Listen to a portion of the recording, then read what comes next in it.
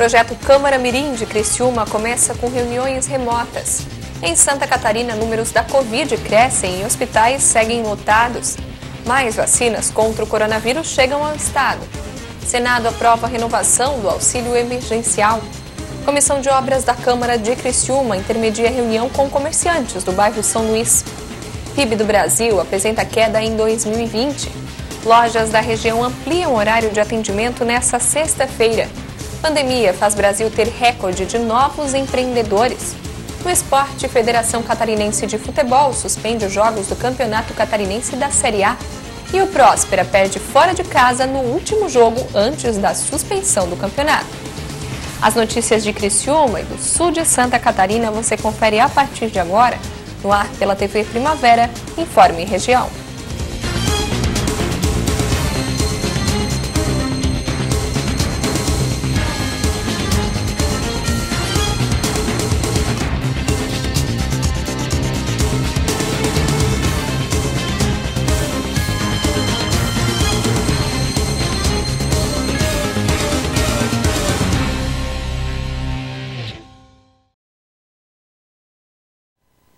Quinta-feira, 4 de março de 2021. Para você que acompanha a TV Primavera, uma boa tarde.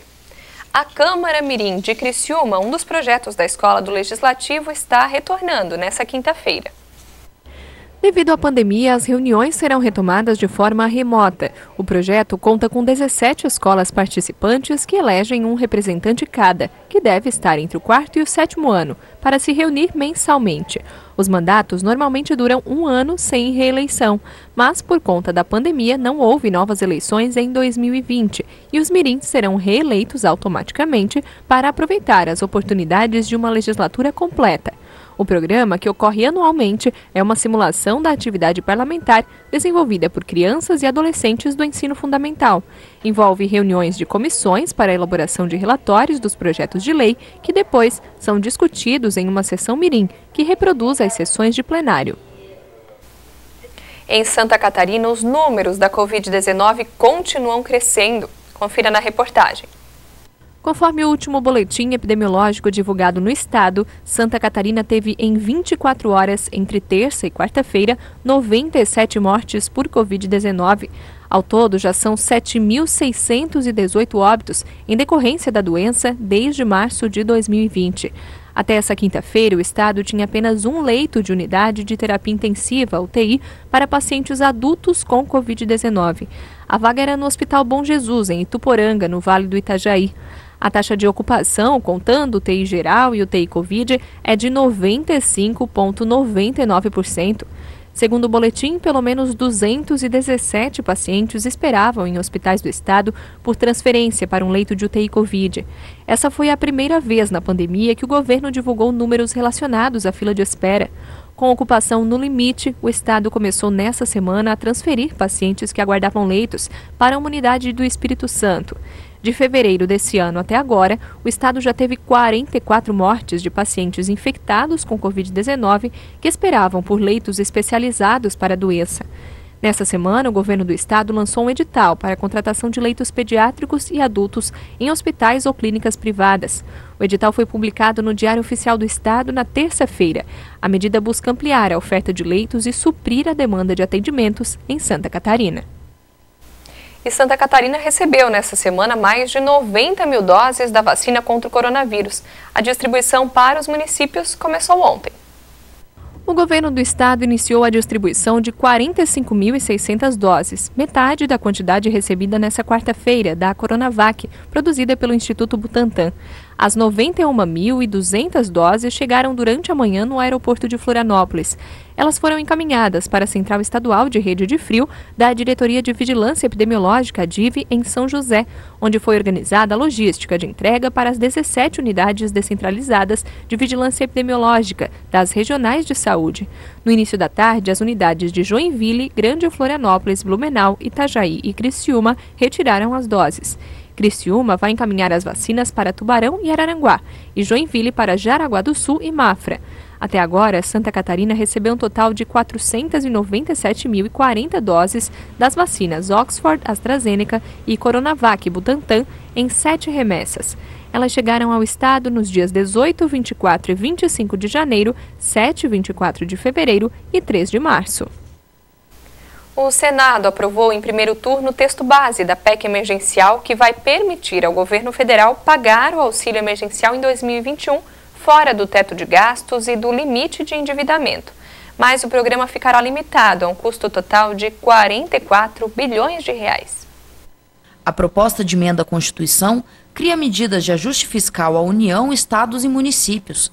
A intenção é que a PEC seja aprovada na Câmara e no Senado rapidamente para garantir que o benefício volte a ser pago já em março. Mas obstruções, discussões de emenda e pedidos de adiamento impediram que a sessão plenária desta quinta-feira fosse mais rápida. Alguns senadores defenderam que o auxílio emergencial especificamente fosse discutido em separado. O relatório do senador Márcio Bittar, do MDB do Acre, apresentado na terça-feira, já havia contemplado várias sugestões de alterações, inclusive com o objetivo de tornar a tramitação da pauta mais rápida e menos polêmica. Uma das principais mudanças no texto base foi a manutenção do piso orçamentário para educação e saúde. Na versão anterior da proposta, não havia previsão de investimento mínimo nessas áreas. A PEC emergencial garante que o governo federal possa fazer o pagamento do auxílio emergencial fora do teto de gastos previsto para este ano. Por outro lado, impõe uma série de medidas fiscais para impedir o descontrole de gastos e o aumento de despesas. As medidas de efeito imediato, como a possibilidade de corte do salário de servidores públicos, foi descartada. Para o relator, a proposta de emenda à Constituição não foi desidratada e mantém o rigor fiscal. Na sessão desta quarta, Márcio Bittar voltou a destacar mudanças feitas no texto e disse que está estabelecido um gasto máximo com o auxílio emergencial. Dentre as modificações sugeridas por vários colegas senadores e senadoras, destaco as seguintes: a limitação do montante de despesas que poderá ser excepcionalizado das regras fiscais no exercício de 2021.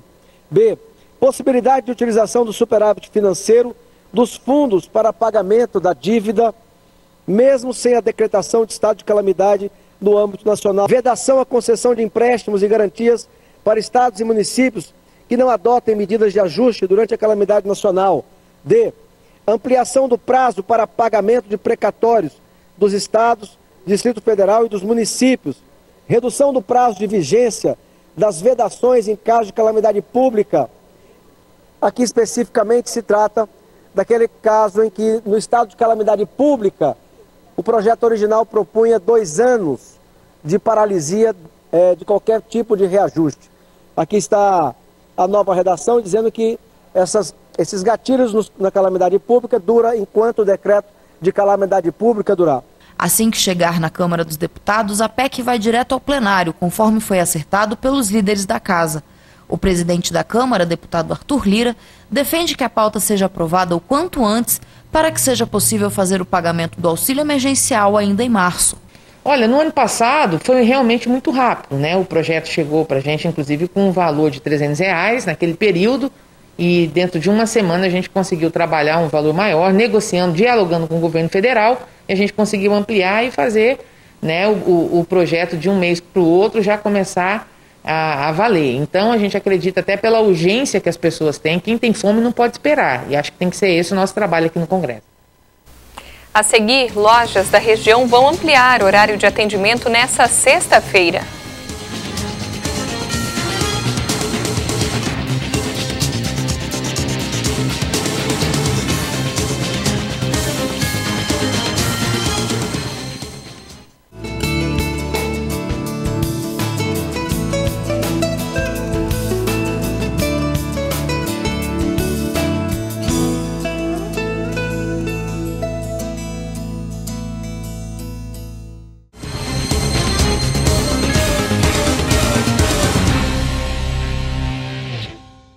A Comissão de Obras da Câmara de Vereadores de Criciúma intermediou uma reunião entre comerciantes da Santos Dumont e a Secretaria de Obras do município.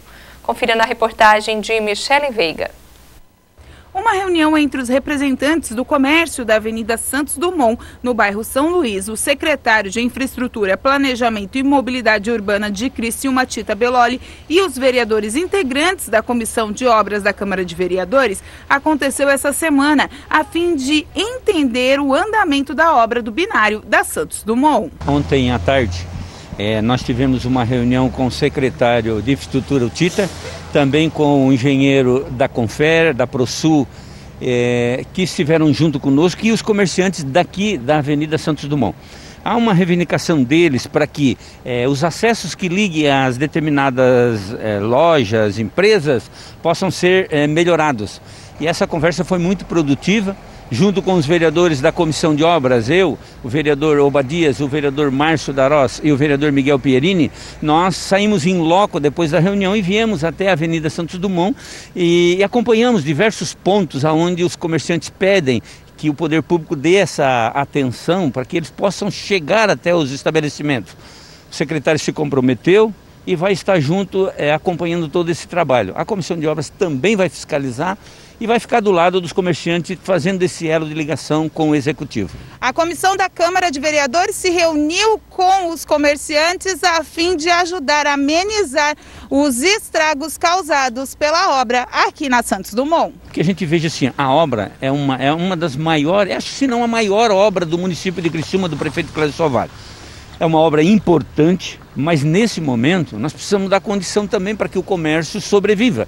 Diante de pandemia, diante de tudo que está acontecendo, a obra a gente sabe que traz o transtorno, vai trazer os benefícios. Mas nesse momento o pedido deles, e aí diga-se de passagem, muito compreensivos, os comerciantes, eles têm esse interesse de que os acessos sejam realmente melhorados. E aí o secretário se comprometeu, então, está acompanhando todo esse trabalho aqui. A Prefeitura de Criciúma tem a previsão de colocar a primeira capa asfáltica no trecho da Avenida Santos Dumont até o final do mês de março. O percurso será entre o cemitério municipal e um supermercado local. O andamento das obras dependerá, é claro, das condições climáticas. O IBGE divulgou nesta semana o PIB de 2020. No ano passado, o Produto Interno Bruto do país teve redução de 4,1%. De Brasília, Jaqueline Fonseca tem as informações. O Produto Interno Bruto somou 7,4 trilhões de reais em 2020, mas teve uma redução de 4,1% se comparado a 2019. Praticamente todos os segmentos tiveram redução, entre eles indústria e serviços. Apenas o agronegócio apresentou bom desempenho com crescimento de 2%. Os dados foram divulgados nesta quarta-feira pelo Instituto Brasileiro de Geografia e Estatística. Para a Confederação Nacional da Agricultura e Pecuária, embora o crescimento de 2% tenha ficado um pouco abaixo do esperado, é tido como um bom resultado diante de um ano tão atípico por causa da pandemia. O IBGE divulgou há pouco os últimos números do Produto Interno Bruto brasileiro do ano de 2020. Segundo os números apresentados pelo órgão federal, o PIB brasileiro retraiu 4,1% em 2020, quando comparado ao mesmo resultado de 2019. Esse número veio pouco melhor do que as expectativas de mercado, que indicavam uma queda um pouco mais significativa, na ordem de 4,5%. Com o resultado de hoje, dentre os principais setores acompanhados pelo órgão federal, apenas a atividade agropecuária apresentou crescimento, 2%. As atividades industriais, comércio e serviço tiveram retração ao longo de 2020, quando comparados a 2019, muito por conta dos efeitos adversos que a pandemia trouxe na economia brasileira. É importante destacar que, dentre a atividade agropecuária, os principais incrementos de produção vieram principalmente da soja, com crescimento de 7%, o café com 24% de crescimento na produção e o milho com crescimento de quase 3%. Algumas atividades da agropecuária tiveram retração, tal como a produção de laranja e fumo, mas ainda assim o resultado foi bastante positivo diante da adversidade por conta do coronavírus. Na região, comerciantes se organizam para abrir as portas na noite desta sexta-feira. A ampliação do horário é para equilibrar as vendas, já que no fim de semana as lojas não vão abrir por conta do lockdown. No último sábado, todo o comércio que não é considerado serviço essencial fechou as portas. Decisão que se repete no próximo fim de semana por conta do lockdown imposto pelo governo do estado. Com isso, comerciantes da região se reuniram e decidiram ampliar o horário de atendimento nesta sexta-feira, na tentativa de equilibrar as vendas e diminuir os prejuízos. Em Criciúma, a Câmara de Dirigentes Lojistas, a CDL, anunciou que a entidade apoia a decisão dos lojistas. No município, as lojas vão atender na sexta-feira até às 8 horas da noite.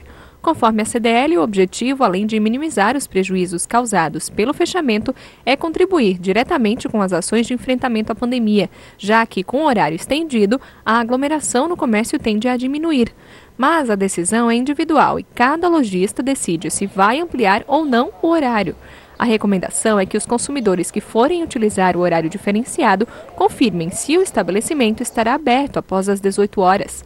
Em Içara também haverá horário estendido. Na sexta-feira, as lojas ficarão abertas até às 9 horas da noite. E a CDL de Içara também anunciou que o sábado total, quando as lojas ficam abertas até às 5 horas da tarde, será no próximo fim de semana, no dia 13 de março. A pandemia de coronavírus transformou também a vida de muitas pessoas no que diz respeito a trabalho. Muita gente perdeu o emprego ou buscou alternativas para ampliar a renda familiar. Empreender agora se tornou uma oportunidade. A crise econômica provocada pela pandemia do coronavírus impactou a vida de muitas pessoas, que se viram obrigadas a buscar alternativas para driblar as dificuldades ou encontraram uma oportunidade de realizar sonhos e também empreender. Ao mesmo tempo que a pandemia ela trouxe ali grandes problemas para a economia do Brasil, ela também trouxe oportunidades. Porque às vezes aquilo que a pessoa não tinha coragem antes, agora não é só uma questão de coragem, é uma questão de necessidade. E aí muitos empreendedores se viram, né? Pessoas que eram empreendedores, mas não estavam empreendendo, elas viram a oportunidade de começar um negócio. E quem sabe até realizar um sonho de ser um empreendedor. Maria e o marido Renner são professores. A amiga Kelly é consultora de recursos humanos. Os três uniram suas habilidades para empreender e conciliar o ganho de uma renda extra com a produção e venda de brigadeiros gourmet. Eu acho que a gente usou a habilidade que cada um tinha e acreditou que pudesse dar certo. Então, numa época que estava tão difícil, todo mundo precisando de uma renda extra, e aí a gente resolveu unir as habilidades. Meu marido com as habilidades tecnológicas, eu fui entender sobre o marketing digital, por que é que eu tenho que convencer a pessoa a comprar o meu brigadeiro, e a Kelly com a excelência na execução da massa do brigadeiro. O negócio, que começou no boca a boca entre amigos e familiares, ganhou espaço no mercado com a divulgação nas redes sociais. Renner ficou responsável por administrar a página da marca e conta que buscou estudar para se capacitar e apresentar o produto ao cliente com mais habilidade. Eu sempre gostei de tirar fotos, mas de pessoas. Eu não conhecia esse mundo de tirar foto de alimentos. Então eu fui conhecer também, fui atrás, pesquisei, fiz cursos, e usei a ferramenta que é o Instagram. Fazer brigadeiros pode parecer uma coisa muito simples, mas para conquistar o mercado é preciso diferencial. Essa foi a aposta desses amigos, que usam ingredientes selecionados e trabalham com sabores variados para poder conquistar qualquer tipo de paladar. Kelly é quem já tinha mais intimidade na produção de doces. Ela conta que a variedade de sabores e as técnicas de fabricação estabeleceu um padrão de qualidade diferenciado. Além de um bom ingrediente, um ingrediente de qualidade, a gente só trabalha com brigadeiros gourmet, que são os brigadeiros que são feitos à base de chocolate nobre na massa, Então nós utilizamos confeitos que são feitos de chocolate e não confeitos de açúcar, E a gente tem um diferencial assim de trazer todas as semanas uma novidade para o nosso cliente, um sabor diferente, uma nova descoberta. Maria explica que, além da renda extra, a empresa trouxe também um aconchego em meio ao caos da pandemia. O ponto positivo para a gente é que a gente se vê toda semana, a gente conversa todos os dias e deu uma esquentadinha no coração, porque a gente estava separado por muito tempo por conta da pandemia E a empresa trouxe esse contato mais próximo entre a gente. Ela é madrinha do meu filho, eu sou madrinha da filha dela e a gente pôde unir o útil ao agradável. E o objetivo agora é crescer ainda mais, porque apesar dos desafios e da pandemia de coronavírus que ainda continua,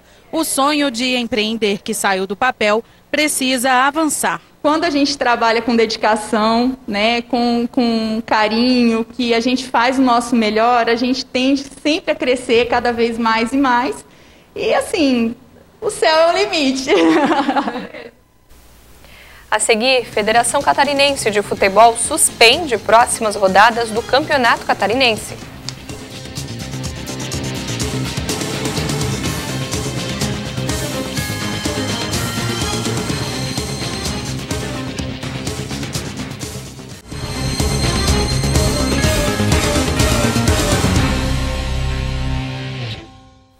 A gente volta falando de esporte. As próximas rodadas do Campeonato Catarinense da Série A estão suspensas. Quem traz pra gente as informações é a repórter Michele Veiga.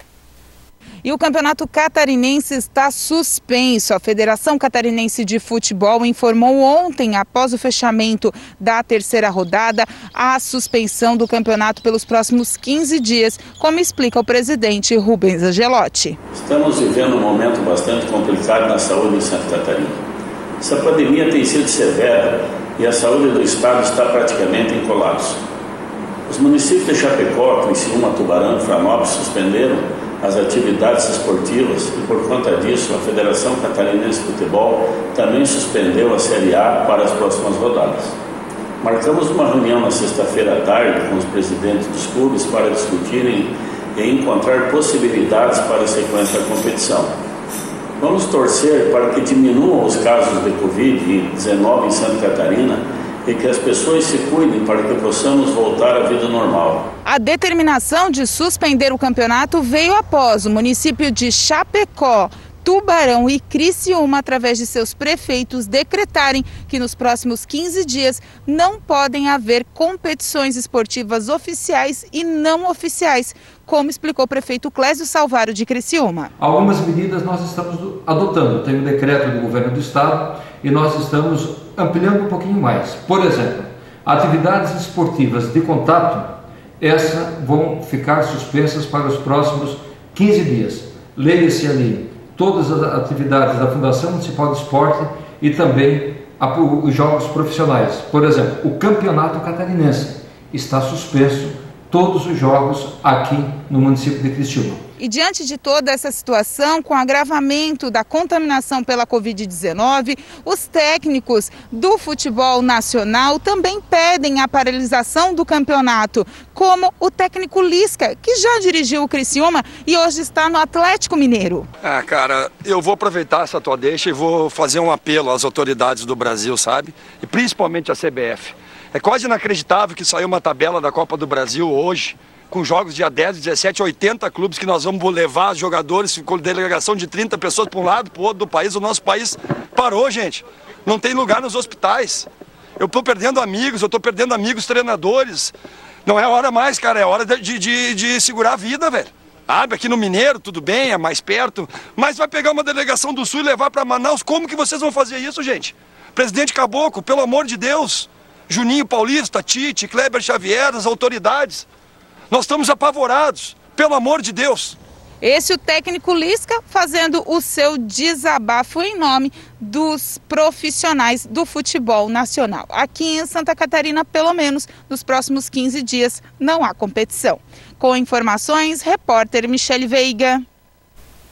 E no último jogo, antes da suspensão do campeonato, o Próspera perdeu ontem, fora de casa.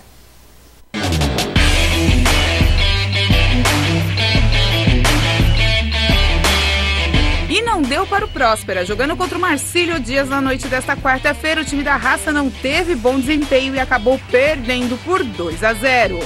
No primeiro tempo, os comandados do técnico Paulo Baier tentaram, mas não conseguiram marcar e nem assustar o Marinheiro. Com um jogo de poucas chances, as equipes foram para o intervalo com o placar fechado. Já na volta, Zé Vitor, aos 3 minutos, abriu o placar para os donos da casa. E aos 5 da etapa final, foi a vez de David Batista mandar para o fundo das redes e garantir a vitória do Marcílio, 2-0. O Próspera manteve os 3 pontos, ocupando agora a 8ª colocação. Na 4ª rodada, o time da raça recebe o Metropolitano. O técnico Paulo Baier, durante a entrevista coletiva, assumiu a culpa pela derrota. Na realidade, o segundo tempo foi muito descoordenado, né? Porque, logicamente, quer empatar, né? Tu bota 2 centroavantes, tu bota 2 extremos do lado, tu puxa o meia para fazer um segundo volante, para tentar pelo menos, né? Até buscamos, né? Fizemos um gol, não sei se estava impedido ou não, tivemos mais um pênalti ali que também é duvidoso, mas enfim, responsabilidade toda minha, né? Em relação a essa derrota, os atletas dizendo de nada, correram demais, se dedicaram demais. No meu modo de pensar, o primeiro tempo foi organizado, o segundo tempo se desorganizou. Até pelo fato de a gente tomar o gol muito cedo, e então desorganizou tudo. Mas infelizmente aí não conseguimos. Agora é descansar, ver o que vai acontecer aí durante o campeonato para que a gente possa melhorar e sim tentar buscar as vitórias. Lembrando que as partidas estão sem data para acontecer, já que o campeonato catarinense está suspenso pelos próximos 15 dias. O Informe Região vai ficando por aqui. Continue acompanhando a programação da TV Primavera e fique atualizado também nos seguindo nas redes sociais. Nosso Facebook é o facebook.com/TV Primavera e o Instagram, @TV Primavera. Uma boa tarde para você.